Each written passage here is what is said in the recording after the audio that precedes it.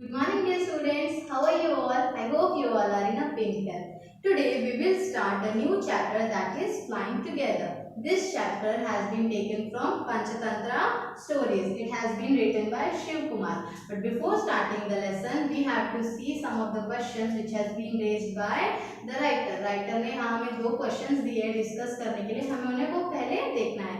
The first question is that What are the things your parents and teachers tells you to do on time? ऐसी कौन सी चीजें हैं जो आपके जो मम्मी पापा है, आपके जो पेरेंट्स है वो और आपके टीचर्स आपको समय पे करने के लिए कहते हैं. The second question is what happens if you don't do that particular thing on time? और जो सेकंड क्वेश्चन है वो ये है कि अगर आप उस चीज को, उस काम को समय पे नहीं करते तो आपको कौन कौन से कॉन्सिक्वेंसेस को फेस करना पड़ता है. Now let us see the lesson. Flying together. Deep in a forest stood a very tall tree. एक बहुत घने जंगल में एक बहुत बड़ा सा पेड़ था. Its leafy branches spread out like strong arms. और उसकी जो ब्रांचेस थी ऐसा लग रहा था कि वो बड़े बड़े आर्म्स है, मतलब ऐसा लग रहा था उसकी ब्रांचेस उसके हाथ है. This tree was the home of a flock of wild geese. और ये जो पेड़ था वो गीज जो बर्ड्स होती है उनका घर था. वहाँ पे बहुत सारी गीज जो है वो रहती थी एक साथ. They felt safe there. और उन्हें वहाँ एकदम सुरक्षित लगता था. One of the geese was a wise old bird. उनमें से एक गीस जो है वो बहुत बूढ़ा था और बहुत बुद्धिमान भी था. ही noticed a small creeper at the foot of the tree. उसने देखा कि पेड़ के फुट में, मतलब नीचे ज़मीन पे एक छोटा सा क्रीपर ग्रो कर रहा है. क्रीपर मतलब क्या होता है? एक ऐसा प्लांट जो किसी के सपोर्ट से ग्रो होता है. जैसे यहाँ दिख रहा है ना ये क्रीपर. जैसे हम लोग बॉटल गॉड का जो पेड़ देखते हैं, जो लौकी का पेड़ रहता है, वो भी क्या होता है? क्रीपर. क्योंकि हम उसको सपोर्ट देते हैं ना. क्रीपर्स मतलब जो सपोर्ट से ग्रो करने वाला पेड़ होता है. एज इट क्रीप्स, तो वो क्रीपर ग्रो हो रहा है ऐसा करके वो देखता है. He spoke to the other birds about it. तो वो जो बूढ़ा बर्ड रहता है वो क्या कहता है? सबको बुलाता है, सब बाकी सब बर्ड्स को, और उनको बताता है उस बारे में. Do you see that creeper? He said to them. वो बताता है कि क्या तुमने उस क्रीपर को देखा? Let us destroy it. चलो उसे मिलके ख़त्म कर देते हैं. Why must we destroy it? आज द गीज इन सरप्राइज. तो बाकी के सब जो गीज रहते हैं वो शॉक्ड हो जाते हैं और पूछते हैं कि हम उसे क्यों ख़त्म करेंगे. It is so small. वो तो बहुत छोटा सा है. What harm can it do? और वो हमें क्या नुकसान पहुंचाएगा? My friends replied the wise old bird. और वो जो वाइस ओल्ड बर्ड रहता है वो कहता है कि सुनो दोस्तों, that little creeper will grow soon. वो जो छोटा सा क्रीपर है वो अभी तो छोटा है लेकिन वो बहुत जल्द बहुत बड़ा बन जाएगा. As it creeps up this tree it will become thick and strong. और जैसे जैसे वो बड़ा होते जाएगा वो पेड़ को क्रीप करना, मतलब आजू बाजू मतलब राउंड राउंड करके ऊपर क्रीप करना, यानी घूम घूम के बड़ा हो जाएगा और मोटा हो जाएगा, एक रस्सी की तरह बन जाएगा वो. What of that? आज the geese. What harm can a creeper do to us? तो गीज बोलता है तो उससे भी क्या होगा? वो तो एक झाड़ है, झाड़ हमारा क्या कर सकता है? Don't you see, replied the wise bird, with the help of that creeper it will be possible for someone to climb the tree. तो वो बर्ड जो रहता है, वो बूढ़ा बर्ड सभी बर्ड से कहता है कि क्या तुम्हें नहीं पता कि ये जो क्रीपर है वो बड़ा हो जाएगा तो वो रस्सी के जैसे स्ट्रांग भी हो जाएगा. उसकी मदद से कोई भी ऊपर चढ़ के आ सकता है. अ Hunter can come up and kill us all. एक हंटर भी ऊपर चढ़ के आ सकता है और हम सभी को मार सकता है. Well, there is no hurry, they replied. The creeper is very small. It would be a pity to destroy it now. तो सब लोग कहने लगते हैं उसे, कोई बात नहीं, अभी कोई जल्दी नहीं है. जो क्रीपर है वो बहुत छोटा है और अगर हम अभी से उस पर मतलब अभी से उसे काटना अच्छी बात नहीं होगी, या उसे डिस्ट्रॉय करना, उसे ख़त्म करना, उसे फिनिश करना अभी से अच्छी बात नहीं होगी. Destroy the creeper while it is still young, the old bird advise. तो वो बूढ़ा बर्ड जो रहता है वो क्या कहता है कि ये जो क्रीपर छोटा है, अभी छोटा है, इसे अभी ही फिनिश कर देना चाहिए, हमें डिस्ट्रॉय कर देना चाहिए. Now it is tender and you can cut it easily. क्योंकि ये छोटा है और टेंडर मतलब सॉफ्ट सा है, एकदम जेंटल सा है, टेंडर सा है, तो उसे हम जल्दी से इजीली कट कर पाएंगे. क्योंकि जैसे जैसे वो बढ़ जाएगा तो उसकी जो उसके अंदर क्या आ जाएगी? स्टिफनेस आ जाएगी, फिर हम उसे काट भी नहीं पाएंगे. Later it will become hard and you will not be able to cut it. और क्यों? क्योंकि वो जैसे बड़ा होएगा वो हार्ड बन जाएगा और तुम उसे कट नहीं कर पाओगे. We will see answered the birds. तो बाकी सब बर्ड्स कहते हैं देखेंगे देखेंगे करके छोड़ देते हैं. But they did not destroy the creeper. लेकिन उस क्रीपर को कोई भी कुछ भी नहीं करता. They forgot the wise old bird's advice. और सभी लोग उस बूढ़े बर्ड की एडवाइस को भूल जाते हैं. As the creeper grew it began winding its way up to the tree. जैसे जैसे क्रीपर बड़ा होता है वो धीरे धीरे पेड़ को वाइंड करता है। वाइंड करना मतलब घुमावदार यानी घूमते घूमते घूमते घूमते ऐसे सर्कल वे में ऊपर चढ़ जाता है वो creeper. Stronger and stronger it became until it was as strong as a thick rope, और धीरे धीरे वो बहुत स्ट्रॉन्ग यानी ताकतवर बन जाता है। और एक दिन ऐसा आता है जब वो बिल्कुल थिक रोप यानी मोटी रस्सी के समान बन जाता है। One morning when the geese had gone out in search of food a hunter came to the forest. एक सुबह जब गीज जो है वो खाने मतलब जो वहाँ की सारी बर्ड्स जो है जो गीजेस रहती है वहाँ पे वो सब जब खाना ढूंढने जाती है तो एक हंटर जंगल में आता है। So this is where the wild geese live, he said himself.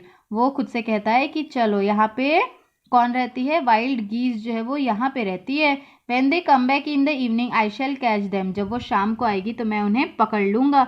The hunter climbed up the tree with the help of the creeper. He got to the top and spread his net there. वो creeper की मदद से ऊपर चढ़ जाता है पेड़ के और वहाँ पे जाल लगा देता है। Then he climbed down and went away. और फिर वो नीचे उतर जाता है और वहाँ से चले जाता है। In the evening, the geese returned home. शाम को जब वो सारी गीज जो है वो वापस आती है घर पे, they did not notice the net, वो नेट को नोटिस नहीं करती यानी वो जाल को देखती नहीं है। As they flew into the tree they were trapped. जैसे ही वो पेड़ के पास जाती है, पेड़ के ऊपर बैठती है, वो सब ट्रैप हो जाती है मतलब जाल में फंस जाती है। They struggled hard to get out but could not. वो बहुत कोशिश करती है उस जाल में से निकलने की लेकिन फिर भी वो नहीं निकल पाते। Help help cried the गीज। सभी जो गीज रहती है वो चिल्लाती है, कोई हमारी मदद करो, कोई हमारी मदद करो। We are caught in the hunters net. हम हंटर के जाल में फंस चुके हैं। व्हाट शेल वी डू, अब हम क्या करें। डोंट मेक अ फस नाउ, अब फस मत करो मतलब अब कुछ भी मत बोलो, अब ये जो गड़बड़ है वो मत करो। अब क्यों नहीं बोलो, क्योंकि said the wise old bird, long ago I told you to destroy the creeper. क्योंकि बहुत पहले ही मैंने तुम्हें सलाह दे दिया था कि तुम इस क्रीपर को डिस्ट्रॉय कर दो, बट यू डिड नॉट। लेकिन तुमने, कोई ने भी ऐसा नहीं किया, किसी ने भी ऐसा नहीं किया, मेरी बात किसी ने भी नहीं सुना। Now see what has happened, अब देखो कि क्या हो गया। Tomorrow morning the Hunter will come back and kill us all. कल सुबह वो हंटर आएगा और हम सबको मार देगा। We were foolish wept the birds. जो बर्ड्स रहती है वो बहुत दुखी हो जाती है ये बात सुन के, और वो जो बूढ़ा बर्ड रहता है उसे कहते हैं कि हाँ हम मूर्ख थे। We are very sorry we did not listen to you. Please हमें माफ़ कर दीजिए कि हमने आपकी बात नहीं सुना। Please tell us what to do, आप हमें बताइए कि हमें क्या करना चाहिए। Then listen carefully replied the wise bird. तो वो जो बूढ़ा इंटेलिजेंट बर्ड रहता है, वाइस बर्ड रहता है, समझदार बर्ड रहता है, वो कहता है अब मेरी बात ध्यान से सुनो। When the hunter comes you must all pretend to be dead. जैसे ही हंटर आएगा तो तुम सब प्रिटेंड करना कि तुम लोग मर गए हो। जस्ट लाई स्टिल, और बिना हिले डुले वहीं पे लेट जाना। The Hunter will not want dead birds, क्योंकि हंटर को मरे हुए पक्षी जो है वो पसंद नहीं आते। He will throw us to the ground, वो हमें ज़मीन पे नीचे फेंक देगा। It will then be easy for him to climb down, और फिर वो नीचे उतर जाएगा। कलेक्ट द डेड बर्ड्स, और जो मरी हुई पक्षी है उन्हें कलेक्ट करेगा। एंड देन टेक होम, और वहाँ से उसे घर लेके जाएगा, हमें घर लेके जाएगा। When the last of us has been thrown down we must quickly get up and fly away. हम में से सभी को जब वो नीचे फेंक देगा, लास्ट बर्ड जो रहेगी उसको जैसे ही नीचे फेंकेगा हम लोग सब मिलके ऊपर उड़ जाएंगे।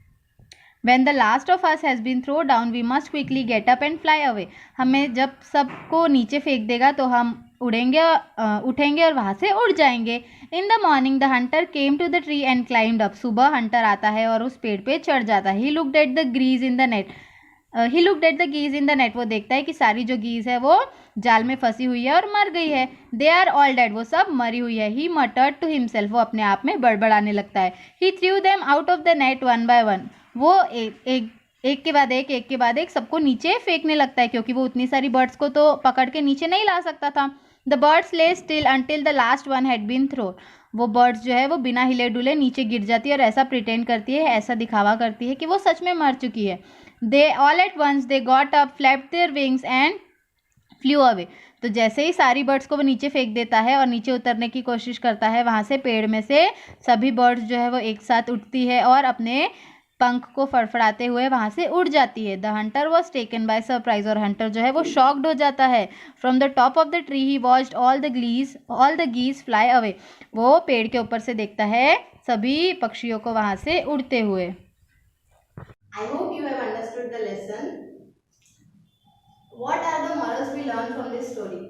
अब कौन कौन सी ऐसे मॉरल्स है जो हम इस स्टोरी से सीख सकते हैं। सबसे पहली बात, हमें हमेशा अपने घर के जो एल्डर्स है उनकी सजेशंस को फॉलो करना चाहिए। मम्मी पापा, हमारे से बड़े जो भी है, भाई बहन, mummy papa, grand parents, teachers, जो भी हमें एडवाइस देते हैं हमें उन्हें सुनना चाहिए, नहीं तो हमें बहुत ज़्यादा सर्कमस्टेंसेस जो है वो फेस करना पड़ सकता है। हमें हमेशा अपने से बड़ों की बातें सुनना चाहिए। सेकेंड थिंग इज, हमें हमेशा जो भी काम है वो टाइम पे करना चाहिए, समय पे करना चाहिए, क्योंकि time and time waits for none. You have to do that particular work of yours in proper time, otherwise you have to face many circumstances. अगर आप वो काम समय पे नहीं करोगे तो समय नहीं रहेगा आपके पास, है ना, समय तो चले गया होगा। और जब वो काम, मतलब आपको कुछ सबमिशन करने का डेट होगा या होमवर्क देने का डेट होगा, आपके पास समय ही नहीं रहेगा, तो आपको क्या होगा, पनिशमेंट मिलेगी। Not in this case only, लेकिन आपको हमेशा याद रखना चाहिए कि आपके पास जो काम है उसे समय रहते पूरा कर लेना चाहिए, वरना हमें बुरे सर्कमस्टेंसेस को फेस करना पड़ सकता है। I hope you have understood the lesson. In the next period we will see the question answers of this. Thank you.